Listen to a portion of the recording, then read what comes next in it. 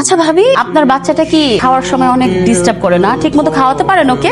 আমার ছেলের তো মাশাআল্লাহ অনেক রুচি, যা দেই তাই খায়, খাওয়া নিয়ে কোনো সমস্যা করে না। মোবাইল দেখে দেখে খায় না?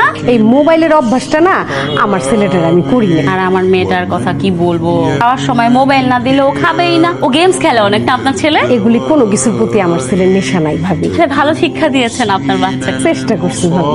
ঠিক আছে ভাবি।